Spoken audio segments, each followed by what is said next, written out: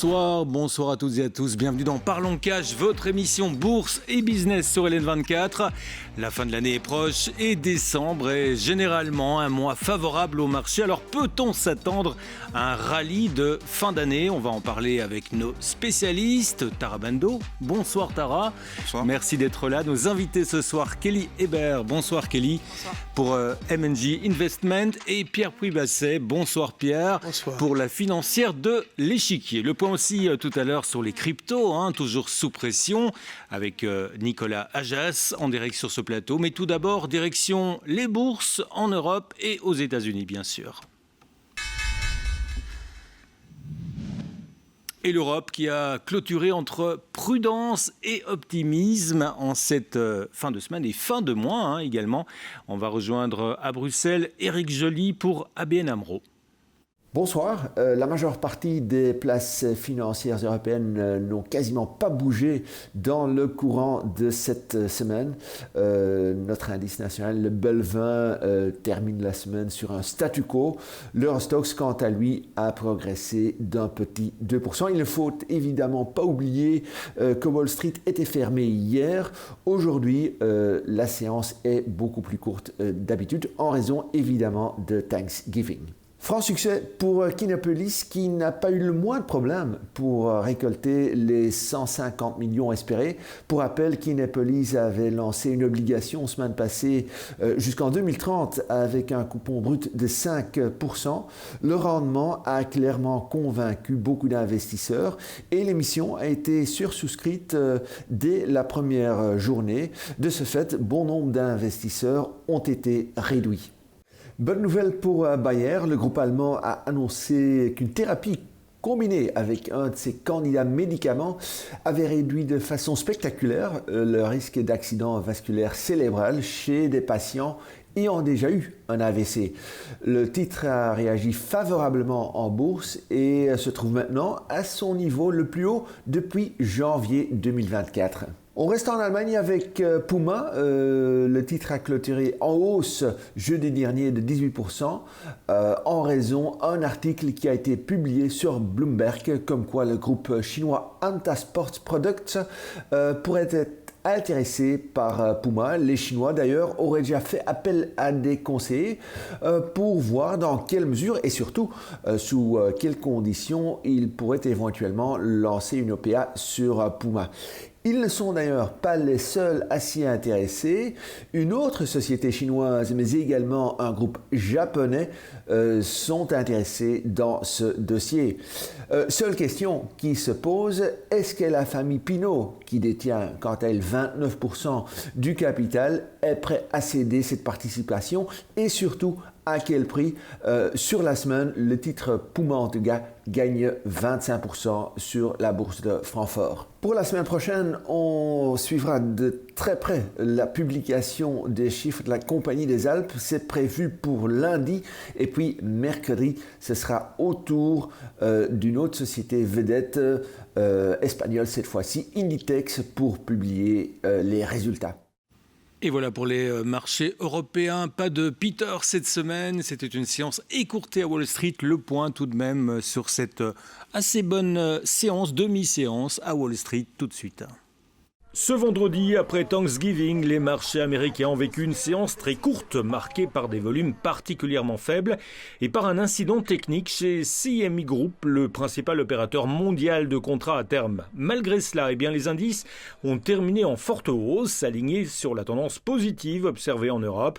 Sur l'ensemble de cette semaine écourtée par les fêtes, le Dow Jones, le S&P 500 et le Nasdaq ont progressé de 3,5 à 4,6%. Ces gains s'expliquent en grande partie par l'optimisme des investisseurs concernant une probable baisse des taux d'intérêt de la Réserve fédérale lors de sa réunion de décembre. À l'intérieur du marché, les valeurs technologiques ont particulièrement brillé, à commencer par Broadcom qui a bondi de 18% sur la semaine. Le groupe a publié un chiffre d'affaires trimestriel de 15,95 milliards de dollars, supérieur aux attentes, en hausse de 22% sur un an. Surtout, Broadcom se distingue par ses puces dédiées à l'intelligence artificielle, moins coûteuses que celles de Nvidia pour les tâches d'inférence et de plus en plus performantes à chaque génération. Preuve de sa solidité financière, l'entreprise a converti 44% de son chiffre d'affaires en flux de trésorerie disponible, un ratio parmi les meilleurs du secteur des semi-conducteurs. Malgré cette belle semaine, le mois de novembre reste dans le rouge pour les grands indices. Le S&P 500 s'apprête à enregistrer sa première baisse mensuelle depuis avril, pénalisé par le shutdown gouvernemental historique, le plus long jamais enregistré, et par les interrogations sur les valorisations élevées des grandes valeurs technologiques. Côté actualité technique, une panne donc chez CME Group a brièvement perturbé les cotations sur les devises, les matières premières, les obligations du Trésor et certains contrats à terme sur action. Le problème a été résolu. Enfin, la saison des achats de fin d'année est officiellement lancée. Les ventes en ligne, le jour de la Thanksgiving, ont progressé de 5,3% selon Adobe Analytics. Les premiers indicateurs sont encourageants, mais les consommateurs restent prudents. L'inflation demeure élevée et le marché de l'emploi montre des signes de ralentissement. Les perspectives pour les fêtes restent donc contrastées. Wall Street boucle ainsi une semaine positive, mais novembre laisse un goût amer. Tous les regards se tournent désormais vers décembre et les décisions de la Fed. Voilà, et on évoquera dans le débat tout à l'heure, bien sûr, les perspectives pour cette fin d'année, rallye boursier ou pas, avec nos invités. Mais tout d'abord, les taux de devises et matières premières. On rejoint Gary Boyson depuis Johannesburg. I think the headlines that we've seen after the G20 of South Africa not being invited to the G20 meeting in 2026 is obviously a little bit disappointing, but I think it's understandable in the context of the current US administration's policy of trying to break down multilateralism just in an attempt to remain dominant globally. Yeah, so looking at it, the expectations around the rate cut on the 10th of December have been all over the place. So if I look probably 2 months ago, we were almost at 100% chance of a rate cut. That dropped all the way down to around a 40% chance. We're back at around an 87% chance if you look at the current Fed futures. But I think from our perspective, looking at the euro dollar, looking at pound dollar cable as well, we expect the US dollar weakness trend probably to continue. The dollar index has recovered a little bit, but I think the idea that we are going to see Jerome Powell stepping down next year, we're seeing a far more dovish Fed coming through as well, and I think we are going to get the rate cut as well. So probably stronger euro, stronger pound going into the end of the year. Yeah, so if we look at the actual gold mining industry, we look at the share price recovery that we've seen in things like Anglo Gold Ashanti, Goldfields, Harmony, Sibanye-Stillwater to an extent. These are really the best performing stocks on our exchange this year with the rising dollar gold price. So they have huge operating leverage. They're essentially businesses with fixed costs. They've got to pay for their mining equipment. Once you've built the mine, if the price of your product suddenly shoots through the roof like we've seen happening to gold recently, of course you absolutely print money. So we've seen the likes of Harmony starting to diversify, buying copper mines in Australia, for example. But really they have been lifting our index. So if you look at our index in dollar terms, we're up almost 50% in US dollars year to date. The gold price itself, though, is up 58% in dollars year to date. So a long way ahead of something like the S&P 500, only up around 15% at the moment. So I think gold miners still a long way to run. These companies are printing money. As for the gold price, that's a difficult prediction as always. Above $4,000 an ounce. I've seen some predictions as high as $5,000 an ounce, but we would need to see significantly weaker interest rates, significantly lower interest rates internationally, forcing money towards the yellow metal. And in that case, I think $5,000 an ounce in 2026 is definitely possible.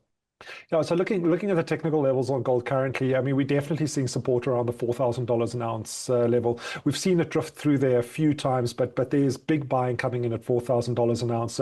So that is a key technical level. In the short run, I mean, we are remaining a little bit range bound at the moment. So you're probably looking up, in the short term, probably at about $4,200 an ounce is where the first resistance really kicks in.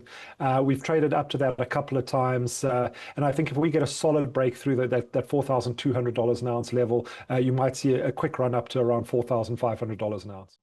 Et voilà pour ces analyses. Il est temps maintenant de faire réagir nos invités. Kelly Hébert pour MNJ Investment. C'est vrai qu'on a l'impression que finalement les marchés attendent peut-être un peu la baisse de taux de la Fed. Ça dépend de l'optimisme, dépend finalement de cette baisse de taux pour cette fin d'année, vous pensez ? Oui, bien sûr, une baisse des taux viendrait insuffler un souffle extrêmement positif sur les marchés américains et globalement tout le marché action. Vous avez un marché boursier globalement sur les actions globales et aux États-Unis qui a déjà très bien fonctionné. On est allé de record en record aux États-Unis. De record en record, mais globalement, ça fonctionne sur un moteur qui est celui de la tech et de l'IA. Donc, c'est vrai que ça viendrait allumer un autre moteur qui viendrait soutenir les classes d'actifs risqués, les actions et beaucoup d'autres classes d'actifs. Donc, ça serait très, très positif et c'est très attendu. Pierre Pubasset, qu'est-ce qui vous a marqué cette semaine sur les marchés ? Moi, c'est ce qui me marque toujours, c'est la vitesse à laquelle les consensus peuvent changer, en fait. Je dirais, là, on parle effectivement des attentes de baisse de taux de la part de la Federal Reserve pour le mois de décembre, mais si on... Quelques jours avant, finalement, on voit bien que plus personne n'attendait en fait de baisse de taux de la part de la Federal Reserve. Donc moi, mais c'est pas cette semaine forcément que ça me marque de façon permanente. C'est-à-dire que, et j'aime bien le dire, il faut vraiment se méfier des consensus, il faut se méfier des analyses qui sont partagées par le plus grand nombre, parce que finalement, elles peuvent s'inverser du jour au lendemain. Bon, là, c'était à la suite de la déclaration d'un membre de la Federal Reserve, c'est qui a évoqué le fait que finalement, il y avait peut-être une possibilité de revoir, je dirais, une position qui avait l'air d'être quand même assez hawkish de la part de M. Powell. Kelly, on a beaucoup parlé de la bulle IA ces dernières semaines et pourtant on voit que la tech performe toujours. On pense à Alphabet, on pense à Broadcom, aujourd'hui encore. Oui, toutes ces sociétés de la tech américaine continuent de très bien fonctionner pour deux raisons. Un, de manière fondamentale, la croissance des bénéfices est quand même au rendez-vous. On parle de sociétés qui continuent à délivrer des croissances de bénéfices tous les trimestres de l'ordre de 15 à 20%. Ça, c'est le premier élément. Le deuxième, c'est les annonces pharaoniques de CAPEX et donc d'investissement qu'elles annoncent toutes. Qui commencent un petit peu à s'endetter. Elles commencent un petit peu à s'endetter. Il y avait de la place puisqu'elles fonctionnaient quasiment que sur leur free cash flow. Donc certaines sont un peu plus endettées que d'autres, mais il y avait énormément de place. Donc le point de vigilance d'ailleurs, ça va être de regarder la vitesse à laquelle ces CAPEX pourront montrer des retours sur investissement. Pierre, est-ce que, pour autant, on ne délaisse pas l'Europe, les marchés émergents, on continue à regarder vers ces autres marchés ? Je pense qu'il continue à plutôt bien performer.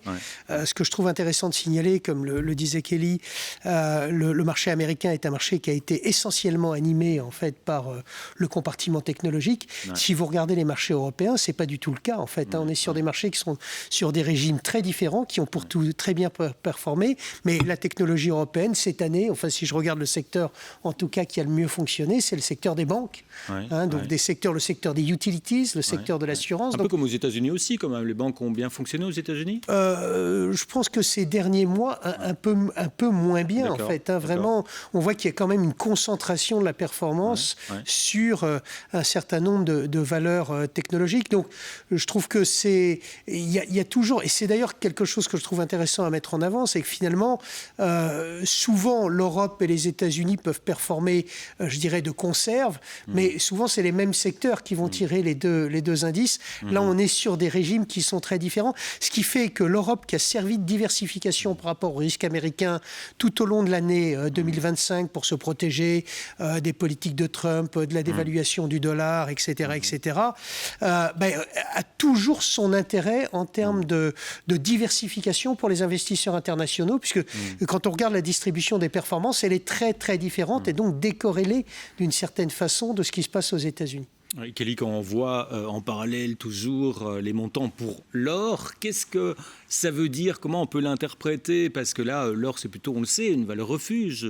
L'or continuera de servir comme valeur refuge, mais il y a surtout un facteur technique qui vient soutenir l'or, c'est les banques centrales et notamment des pays émergents qui achètent beaucoup d'or, qui ont vendu beaucoup de dollars par méfiance et défiance des institutions américaines depuis le second mandat de Trump et qui achètent énormément de réserves d'or. Et donc ça, c'est des flux techniques qui vont continuer de soutenir l'or.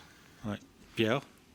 Ouais, tout à fait. Je pense qu'il y a aussi j'ai cru comprendre que les Chinois, quand on les interroge, disaient que finalement le meilleur actif pour eux, c'était toujours l'or, plus que les actions, plus que l'immobilier. Donc il y a effectivement les banques centrales, et ça c'est le processus un peu de dédollarisation en fait, dont on a probablement vous avez souvent entendu parler, et qui est en cours. Il va continuer. Et puis après, il y a cet appétit effectivement, et il est d'autant plus fort que ça très fortement progressé en fait, et on sait très bien que les particuliers ont plutôt tendance à acheter, je dirais, l'effet rétroviseur, la performance passée. Mais on va passer tout de suite au Focus Action et on va notamment évoquer le luxe.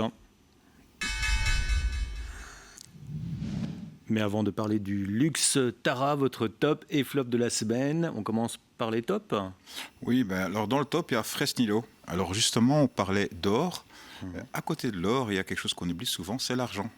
Alors il faut savoir que l'or, par exemple, sur 6 mois a pris quasiment 28%, l'argent a pris 71% pour l'argent sur 6 mois.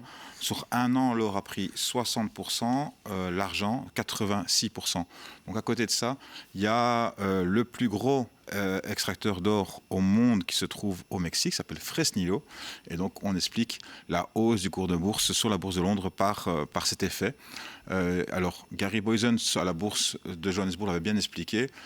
Les producteurs, les miniers, le secteur minier a des frais fixes et dès que le prix de la production augmente, eh bien, il y a un effet de levier automatique sur les bénéfices. C'est ce qui est anticipé pour cette action cotée sur Londres. Pour les flops, Tara ? Pour les flops, alors je ne sais pas si vous savez, mais cette semaine, il y avait un phénomène très attendu en Grande-Bretagne, puisque c'était le budget britannique, qui était très fragilisé. Et évidemment, fort attendu par les marchés. Whitbread, c'est le plus grand groupe hôtelier, en tout cas en Grande-Bretagne. C'est là qu'ils sont actifs. 75% du chiffre d'affaires est fait sur place. Et évidemment, hausse des taxes, entre autres hôtelières, et dont un impact direct, 40 à 50, 60 millions de livres pour cette entreprise hôtelière. Et puis Tara, on reparle du luxe. Comment se porte le luxe ? On va parler de LVMH, j'imagine notamment. Oui, alors on se rend compte qu'en fait le marché du luxe est structurellement porteur. La demande reste solide, principalement soutenue par la croissance des classes aisées en Asie, au Moyen-Orient et aux États-Unis. Évidemment, on parle à la fois de la maroquinerie, de la joaillerie et montres de luxe. Alors pourquoi est-ce qu'on parle de Louis Vuitton ? Rappelez-vous, l'entreprise cotait quasiment à 900 € il y a encore 2 ans, et maintenant à 635 € quasiment à la clôture. Donc LVMH est en train de rebondir. Alors la Chine reste toujours évidemment la clé absolue du problème, mais les investisseurs ont déjà intégré une partie du scénario positif. Je rappelle qu'il y a aussi Armani, qui est un catalyseur potentiel.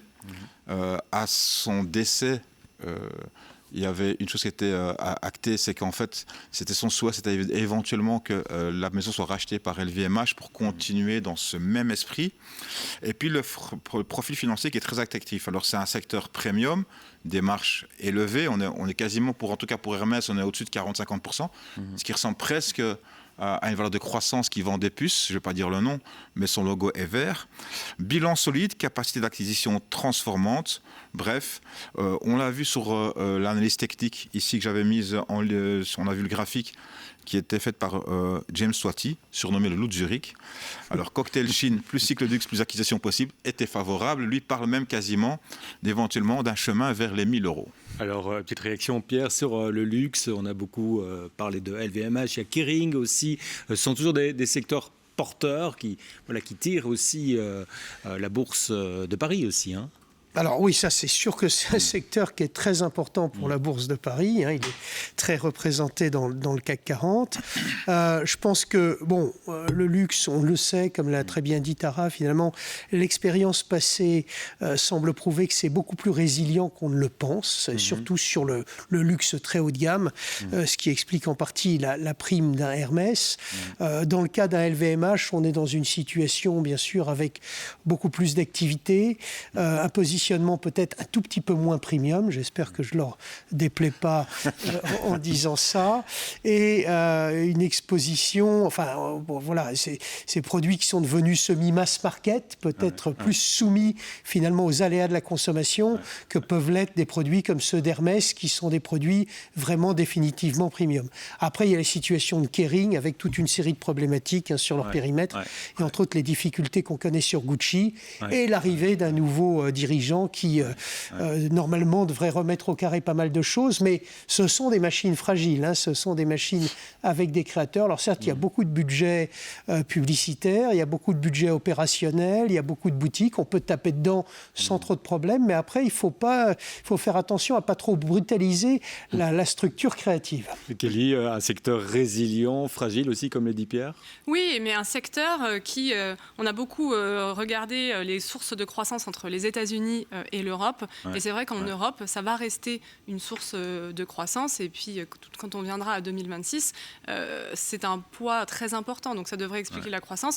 Et puis, il faudrait regarder notamment plutôt sur la partie alcool et vins et spiritueux. Comment on va évoluer vers les droits de douane, et notamment aux États-Unis, puisque le champagne, les vins, qui sont très fortement taxés et qui pénalisent les exportations aux États-Unis. Et donc, là, regardez comment ça va évoluer aussi l'année prochaine. Eh bien, on va justement parler de cette fin d'année, début d'année prochaine. Rallye boursier ou pas en ce mois de décembre qui arrive. On marque une petite pause et puis on se retrouve pour le débat et le rallye de Noël dans un instant.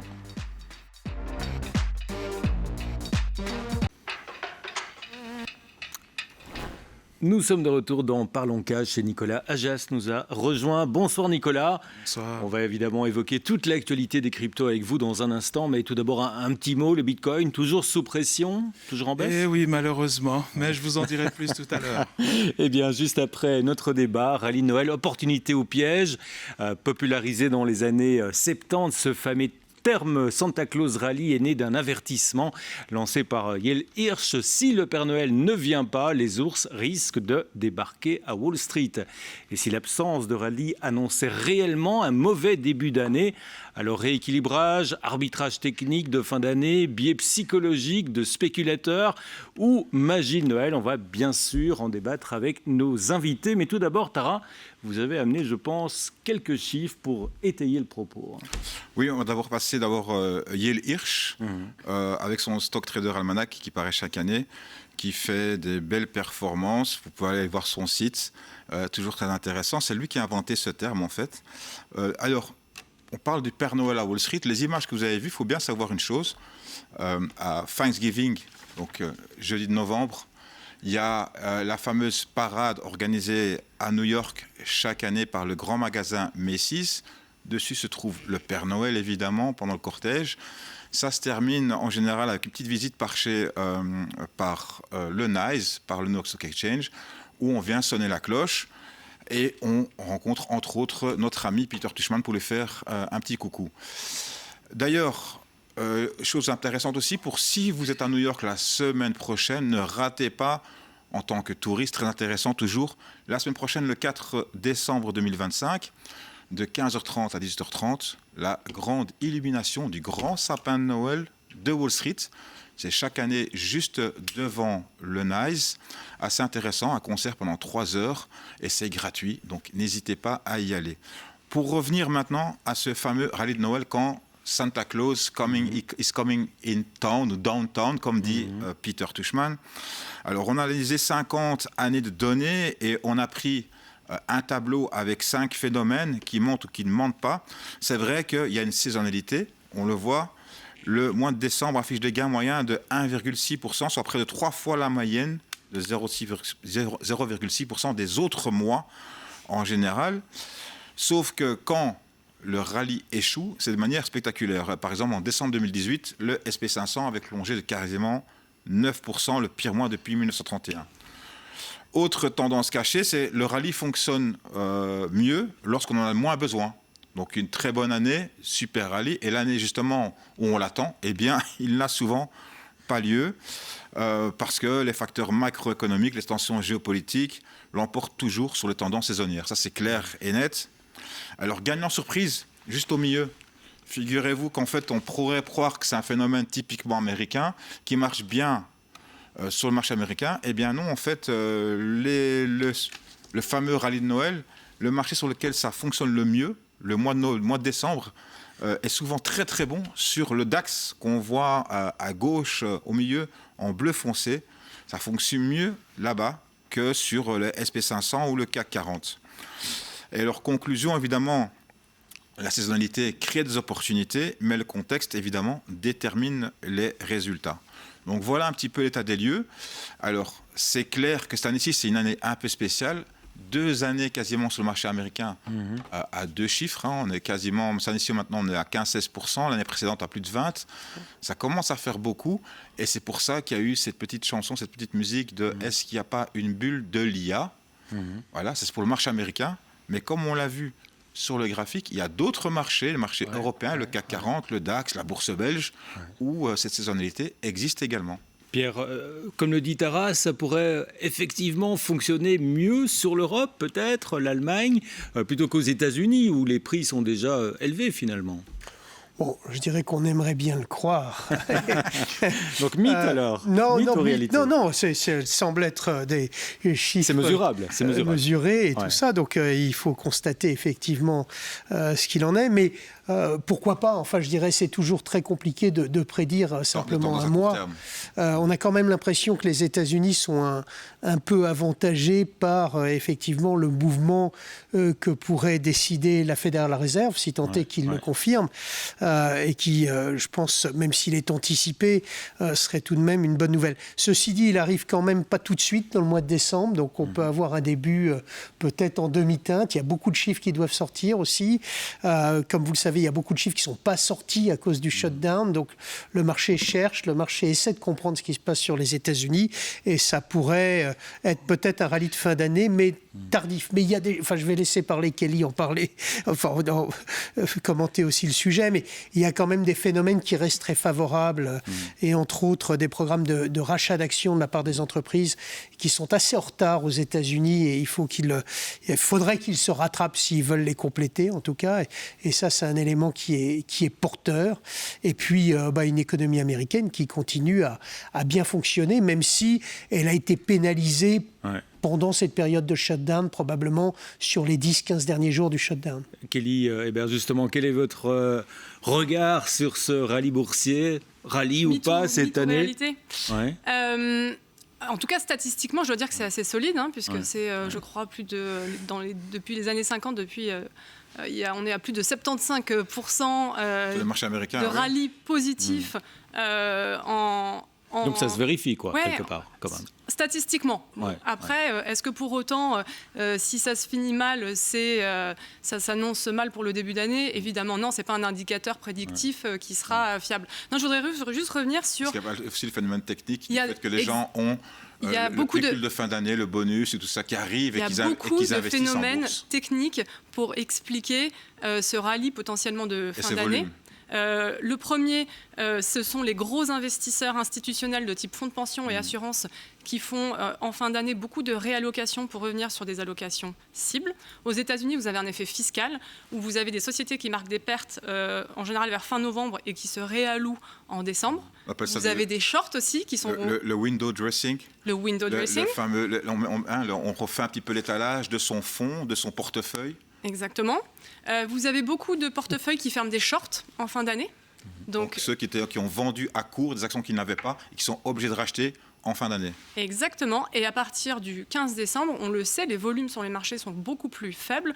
Et donc, ça amplifie, c'est-à-dire que tous les flux entrants qui vont arriver sur le marché vont être amplifiés. Donc, il y a une amplification des mouvements. Ça, c'est les facteurs un peu techniques qui peuvent expliquer cette statistique qui est assez forte. Là où je rejoins Pierre, c'est que globalement, le marché est bien orienté. Il y a un biais aussi émotionnel, le biais de confirmation. On est plutôt sur une bonne année. Et les investisseurs vont avoir envie de confirmer cette bonne année. Et ce qui tire la croissance, encore une fois, américaine, c'est la tech et notamment ces investissements en CAPEX. On n'aura pas de mauvaise surprise d'ici sur ces sujets-là, a priori. Et sur l'Europe, parce qu'on a vu que ça fonctionnait bien quand même aussi, surtout en Allemagne, quoi. Donc, et sur l'Europe Sur l'Europe, le gros changement, c'est... non pas les investissements que l'Allemagne va faire et qui doivent encore pour l'instant se concrétiser dans l'économie réelle, donc je parle des plans d'infrastructure et de la défense, c'est le changement aussi de l'approche orthodoxe de la gestion de la dette. Et vous avez l'Allemagne qui, pour la première fois depuis très longtemps, va a priori être OK pour utiliser de la dette et l'investir dans sa croissance économique. Et ça pourrait quand même soutenir l'économie européenne. C'est pour ça que sur votre graphique, on voit un effet de rattrapage des marchés européens au niveau des attentes de bénéfices des entreprises européennes par rapport aux entreprises américaines. Vous avez amené un graphique où on voit les attentes de croissance des bénéfices et puis à droite, on voit qu'il y a un effet de rattrapage. Merci Tara. En effet, si vous regardez sur l'année 2025, on s'attendait sur la droite, vous aviez la barre noire qui montre les croissances... de gauche, pardon, l'augmentation des bénéfices aux États-Unis qui surperformait très clairement, l'Europe qui était en négatif. À l'extrême droite en jaune. Hein, voilà, orange. Exactement. Et puis les émergents qui retrouvent, et on pourra en parler, une zone très intéressante. En 2026 et en 2027, on s'attend à une normalisation de la croissance des bénéfices dans toutes les régions, avec l'Europe qui devrait être à plus de 10% de croissance des bénéfices. Comment on explique ça ? On l'explique de plusieurs façons. Dépenses militaires. Les dépenses qui sont prévues, les plans de relance. Et n'oublions pas aussi un facteur technique très important, le coût de la dette. La BCE est aujourd'hui, les taux directeurs sont à 2%. L'inflation en moyenne, on a un peu des données dispersées en Europe, mais l'inflation en moyenne en Europe est à 2. Ça veut dire que vous empruntez de l'argent en taux réel à 0 en Europe. Ça devrait quand même, pareil, soutenir les investissements, que ce soit les ménages qui peuvent prendre des crédits qui vont en pratique leur coûter moins cher, ou les entreprises qui vont pouvoir continuer d'investir dans leur croissance. Pierre, quels indicateurs économiques sont à surveiller finalement pour se dire il y aura un rallye, il n'y aura pas de rallye ? Alors, on parle de l'Europe ou des États-Unis, des deux? On peut parler des deux. Non, moi je pense qu'il y a un phénomène dont on n'a pas parlé, qui est le dollar aussi, qui explique probablement aussi la remontée des estimations de résultats sur la deuxième partie de l'année 2025 en Europe, parce qu'il ne faut pas oublier quand même que le consensus était sur une beaucoup plus forte détérioration du dollar, et on sait bien que la détérioration du dollar impacte en fait la profitabilité d'un certain nombre d'entreprises européennes, directement par translation ou par effet direct. Et donc, finalement, la stabilisation du dollar, je pense, a été une bonne nouvelle pour l'économie européenne. Et ça reste, je pense que parmi les indicateurs sur lesquels il va falloir être très attentif, justement, c'est l'évolution du dollar. C'est ce que le courtier sud-africain disait tout à l'heure, notre collègue. Il disait justement qu'il y a vraiment des signes de faiblesse pour le dollar en 2026 à venir. Oui, alors, tout le monde n'est pas d'accord avec ce qu'il disait. C'est-à-dire que lui il parlait de baisse de taux, donc le différentiel de taux, etc., etc. Et il y a toujours cette théorie qu'effectivement, si le différentiel de rémunération entre le dollar et l'euro, pour parler simplement de ces deux devises, se contracte, normalement, ça a un impact négatif. C'est très difficile de prévoir ce qui va se passer sur le dollar. Il parlait de l'indice dollar, oui, le panier. L'indice général. Et c'est très compliqué. De toute façon, les consensus sont toujours faux sur le dollar, déjà, pour commencer. S'il y a des consensus qui sont faux, c'est généralement c'est le plus compliqué sur le dollar. C'est vrai qu'au début de l'année, finalement, il y avait ce message très fort de la part de l'administration Trump que le dollar était surévalué. D'ailleurs, c'est un message qu'il continue, en fait, plus ou moins à diffuser. Mais c'est vrai qu'au vu et au regard de ce qui s'est passé, ce qui se passe depuis le début de l'été, avec une relative stabilisation, finalement, il y a plus grand monde, j'ai l'impression, qui se risque à parler de 1,25 à 30. Ça pourrait être une mauvaise surprise. C'est-à-dire, alors une mauvaise surprise à deux titres. Une mauvaise surprise pour les investisseurs de la zone euro pour leurs investissements en dollars. Et on l'a vu sur cette année, finalement, quand on traduit les performances indicielles américaines à deux chiffres en euros, on se retrouve avec un tout petit chiffre, one single digit, comme on dit. Et ce ne serait pas une très bonne nouvelle, bien sûr, pour la capacité bénéficiaire des entreprises européennes. Et c'est un facteur, je pense, qu'il va falloir regarder de très près. Kelly, pour conclure, rallye boursier, pas rallye boursier, comment se positionner surtout ? Il faut réfléchir à qu'est-ce que le marché adore, c'est de la visibilité. Et sur plusieurs facteurs. L'inflation va être très très très regardée parce que si l'inflation monte, la Banque centrale aux États-Unis aura des difficultés à baisser les taux. Or, on sait qu'on a besoin de cette baisse des taux. L'inflation n'est pas galopante aux États-Unis, elle est autour de 3, donc il faudra être vigilant sur la direction des tarifs douaniers. Et quelles sont les attentes de croissance aux États-Unis ? Justement, parce que vous aviez apporté un graphique avec la croissance américaine. Est-ce que c'est la première économie mondiale ? Est-ce qu'on va toujours être tiré par la locomotive américaine ? Et oui, et alors absolument, puisque en tout cas, si l'on regarde les données en temps réel qui sont calculées par la Fed d'Atlanta, donc une des banques régionales, eh bien la croissance américaine en 2025 devrait être aux alentours de 4%, ce qui est absolument exceptionnel. Donc, ça, c'est en temps réel qu'on voit. Ça, c'est en temps réel. Et donc, je vous parlais de visibilité, la croissance est au rendez-vous, l'inflation est stable, pas galopante, et vous avez a priori, et il faut avoir des trajectoires de banque centrale qui sont, on l'espère, accommodantes ou au moins lisibles. Et un dernier point, il y a eu énormément d'investissements qui ont été faits sur le marché monétaire, globalement, en 2025, et c'est des flux techniques qui devraient arriver sur le marché action, puisque les taux globalement baissent. Donc on a de la visibilité sur des facteurs techniques qui sont très positifs, qui devraient plutôt globalement soutenir le marché. Oui, Pierre, quelques mots pour conclure. Donc, comment se positionner ? Non, mais je partage tout à fait ce que dit Kelly. Juste pour information, Goldman Sachs, qui généralement est plutôt pas mauvais dans sa capacité prédictive sur l'économie américaine, est très supérieur au consensus. Le consensus est à 1,9 de croissance pour 2026. Goldman Sachs passe de 2,5.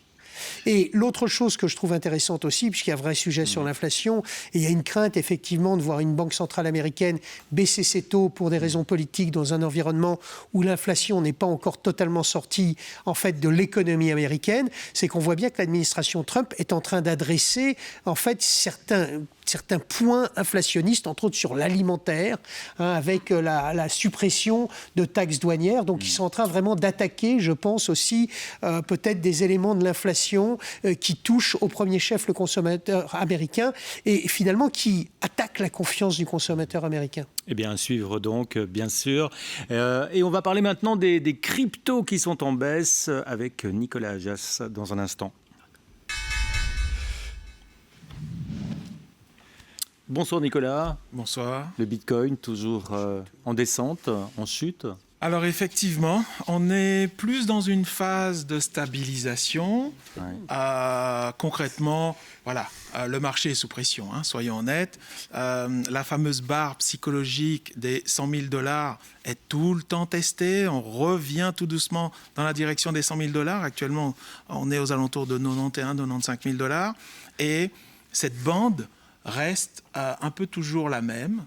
Alors, plusieurs facteurs expliquent cela. Un, les prises de bénéfices, parce qu'il ne faut pas oublier que maintenant, on n'est plus dans un marché où il y a le facteur psychologique qui joue énormément. C'est beaucoup d'institutions. Elles ne sont pas là pour rigoler, elles sont là aussi pour faire de l'argent. Et donc, forcément, il y a eu un 120 000 $ quand même qui a été atteint. Et à un moment donné, elles doivent prendre leurs bénéfices. Ceci s'explique. Ça a généré un recalibrage aussi, un nettoyage plutôt du marché avec tout un tas de shorts dont on vient de parler qui se sont activés. Et du coup, ça a précipité l'effet psychologique du « Ouh, on a moins 15%, on continue de vendre ». Là, maintenant, ça se stabilise. Ça se stabilise. Pas mal d'actu aussi cette semaine. Oui. Autre actualité, alors, on parle de la période de Noël, c'est bien le sujet du jour.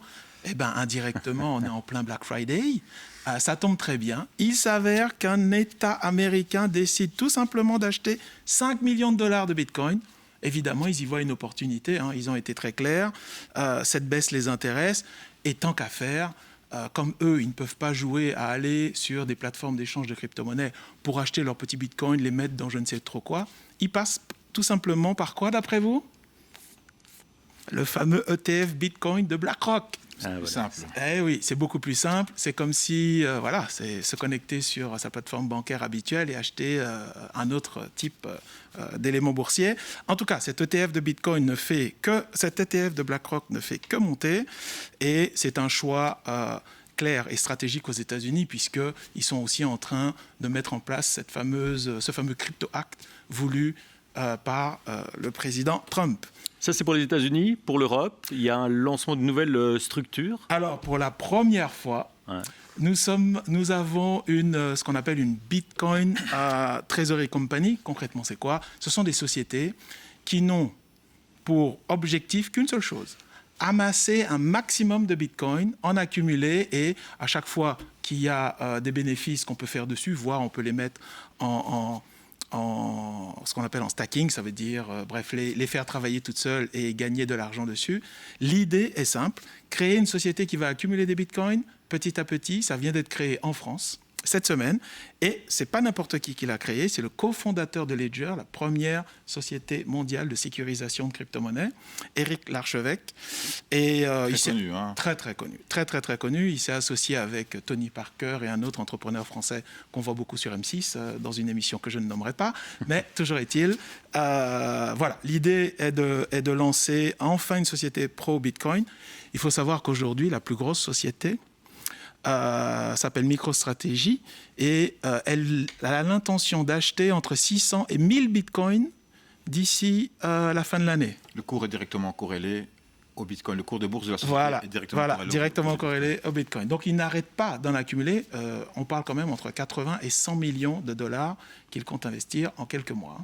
Alors on revient sur les marchés, le bitcoin, l'Ether. Alors au niveau des marchés, le bitcoin, je viens déjà de l'expliquer, clairement on est sous pression, et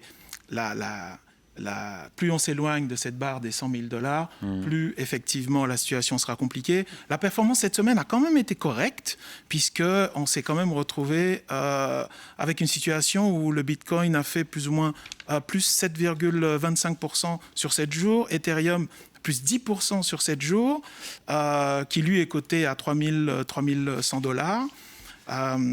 C'est quand même de belles performances, mais il ne faut pas oublier que la semaine passée, on a eu un très beau crack aux alentours de 83 000 dollars. Donc c'est une remontée presque naturelle après une forte baisse comme celle-là.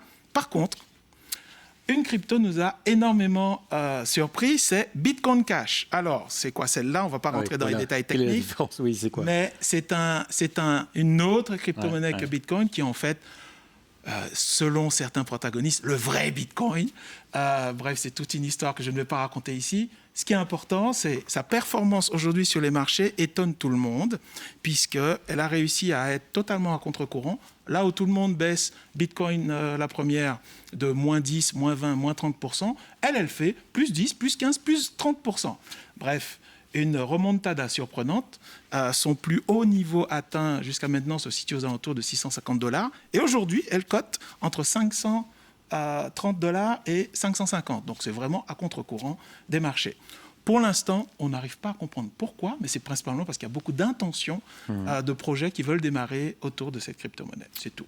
À surveiller donc, et à surveiller d'autres la semaine prochaine. La semaine prochaine, l'élément clé, ce sont les minutes de la Réserve fédérale. Comme je l'explique très souvent, l'anticipation des taux est un élément direct qui influence le marché des crypto-monnaies de façon claire. Risk on ou risk off. Exact. Eh bien, merci beaucoup Nicolas. On vous retrouve la semaine prochaine pour un autre point sur les cryptos. Nos experts répondent à vos questions. On se retrouve dans un tout petit instant pour la troisième et dernière partie de Parlons Cash.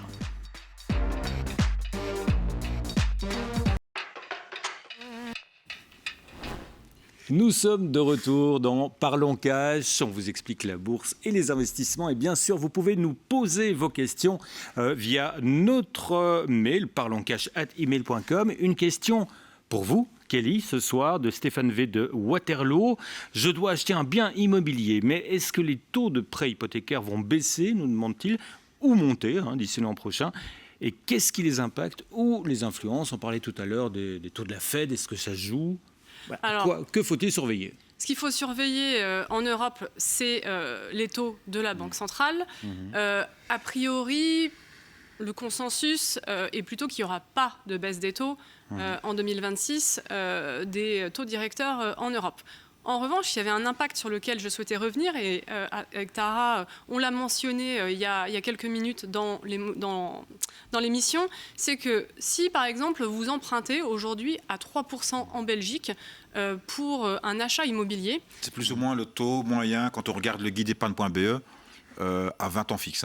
Exactement. Entre 3 et 3,5. Exactement. Il faut réfléchir combien ça vous coûte réellement. Ouais. Et pour pouvoir faire ce calcul... C'est un taux par an, finalement. C'est un taux par an. Il faut en fait enlever le niveau de l'inflation. Et donc, en Belgique, aujourd'hui, vous avez un niveau de l'inflation qui est au-dessus des 2%. Il est même, je crois, à 2,4%. Mais faisons simple, gardons 2% d'inflation. Si vous empruntez à 3% et qu'il y a 2% d'inflation, ça vous coûte réellement 1%.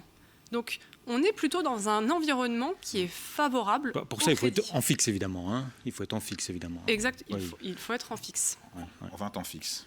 Exactement. A priori, la tendance devrait plutôt être vers une baisse des taux qu'une remontée s'il devait y avoir un mouvement en 2026. Et ça suit en général la tendance de la BCE, évidemment, sur le marché européen. Exactement. La guidance que émettra, enfin les taux directeurs qui sont émis par la Banque centrale, qui sont pour l'instant à 2%, avec en général des baisses de 0,25% quand il y a des changements. Et donc en conclusion, faut-il attendre encore un petit peu pour acheter un bien immobilier? Pas nécessairement du coup, puisque... On s'attend pas, on s'attend pas si la question c'est faut-il attendre parce qu'il y aura une baisse des taux à la rentrée en janvier? Probablement pas.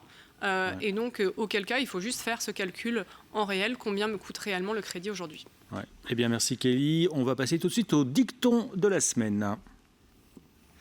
Et ce soir, c'est pour vous, Pierre, un dicton qui nous vient de Mark Zuckerberg, bien sûr, le patron de Meta, Facebook, WhatsApp, Instagram. Le plus grand risque est de ne pas prendre de risque du tout. Alors, que faut-il comprendre pour l'investisseur? Bon, c'est pas vraiment un dicton, c'est juste une phrase.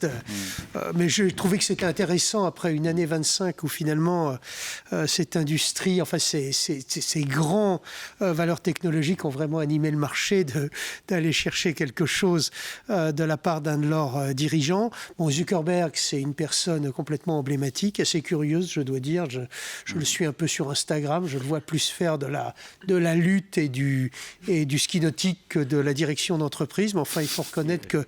Il est quand même à la tête d'une des plus grandes sociétés tech au monde. Exactement. Donc, je pense qu'on peut lui faire confiance. Il nous dit quelque chose qui est très simple, c'est-à-dire que finalement, le plus grand risque est de ne pas prendre de risque dans cet environnement-là. Et je pense que c'est un peu la façon dont il dirige son entreprise. On a pas mal parlé, effectivement, de cet emballement sur l'endettement des sociétés autour de l'intelligence artificielle. On voit bien que le plus grand risque pour une entreprise aujourd'hui majeure, c'est de ne pas être présent sur ce nouvel usage qui est un usage révolutionnaire et qui ne fait que progresser. Ce qui est un peu notre problème ici en Europe finalement, par rapport aux États-Unis, par rapport à la Chine. Alors je crois que notre principal problème, c'est qu'on a moins de ressources financières disponibles pour prendre du risque en fait. C'est-à-dire on peut toujours tourner dans tous les sens les choses. Les États-Unis ont un tissu d'investisseurs prêts à prendre du risque et à encourager la prise de risque qui est inégalé. Et c'est le secret de la vitalité de leur économie. Parce que derrière toutes ces prises de risque, il n'y a pas que des choses qui fonctionnent. Il faut être tout à fait lucide. Oui, qui dit risque dit perte. Oui, on ne parle que de ce qui marche ici, mais il y a bien sûr beaucoup de ces investissements qui ne sont pas couronnés de succès. C'est le mindset, en fait, la différence de mindset justement sur l'entrepreneuriat, où on parle souvent de les entreprises américaines qui vont chercher les capitaux dans le marché boursier, alors que chez nous, on va plutôt chez les banques. entre entreprises européennes. C'est plutôt, en général, quand on vulgarise ou on schématise, c'est un petit peu ça? C'est vrai que les Européens, je pense qu'on a une fâcheuse tendance à investir sur des sociétés qui nous offrent de la visibilité, avec des cash flows certains, avec peu d'endettement, avec peu de...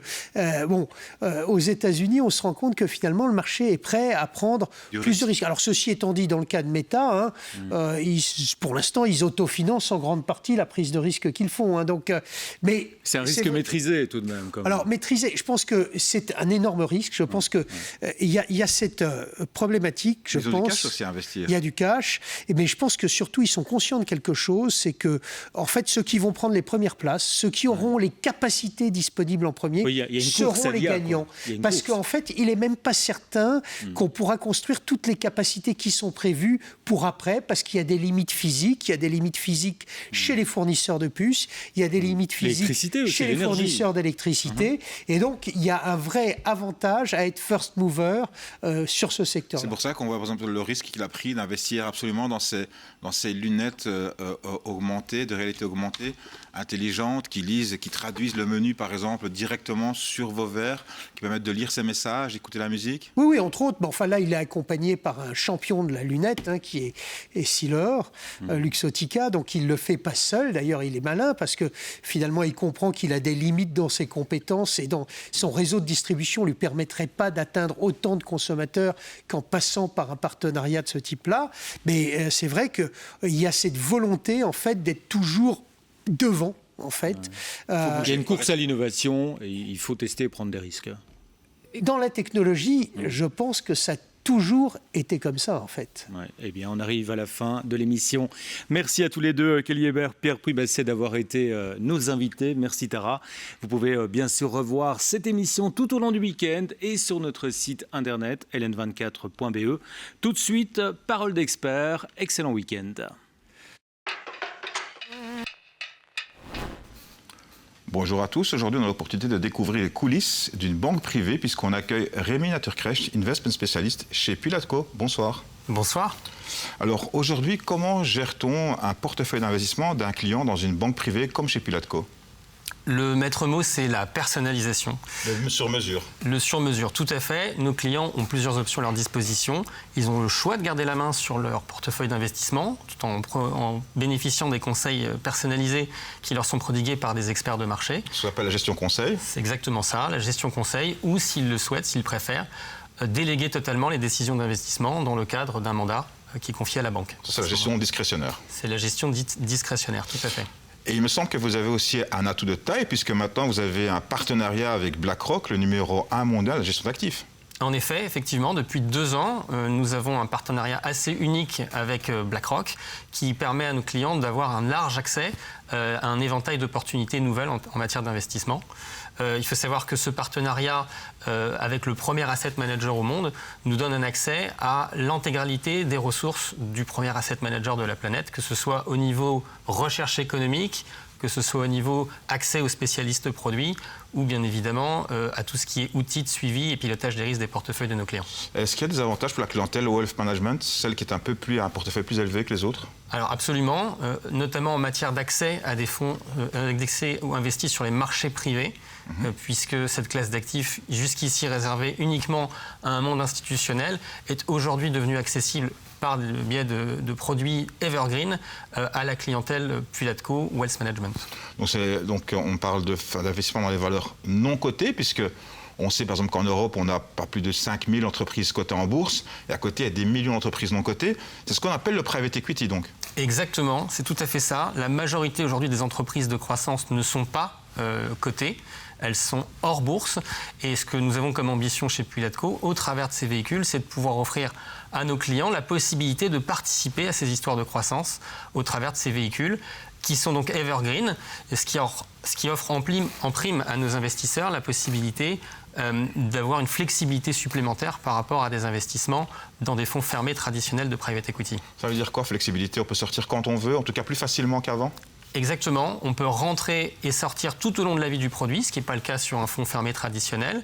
On a en plus la possibilité d'être investi de manière diversifiée sur l'ensemble des classes des sous-classes d'actifs des marchés privés. Et on a la possibilité surtout de pouvoir intégrer le portefeuille une fois que celui-ci est construit et de ne pas investir pendant toute la phase de construction de portefeuille en payant des frais de gestion. Vous, en tant que spécialiste en investissement, est-ce que vous êtes en contact direct avec les clients de la banque ? Oui, absolument. Notre équipe est évidemment en contact régulièrement avec la clientèle, notamment dans le cadre de la gestion conseillée. Notre rôle, c'est de pouvoir aider nos clients à décrypter, à analyser l'information financière, l'actualité, qui est parfois assez dense. Et notre rôle, c'est surtout également de pouvoir véhiculer, expliquer la stratégie, les convictions d'investissement de nos stratégistes et de nos analystes. Et chez vous, on m'avait dit que chez Pilatco, il y avait aussi une approche holistique. En quoi quelle est cette différence par rapport aux autres ? Alors, l'approche holistique chez nous consiste à vraiment axer notre conseil en fonction des spécificités de chacun de nos clients, que ce soit bien entendu leurs objectifs financiers, leur tolérance au risque, mais également les connaissances, l'expérience, la situation professionnelle, les projets familiaux, les projets personnels, de manière à être au plus près des préoccupations de nos clients. Merci beaucoup, Rémi Naturcrecht. Merci à vous.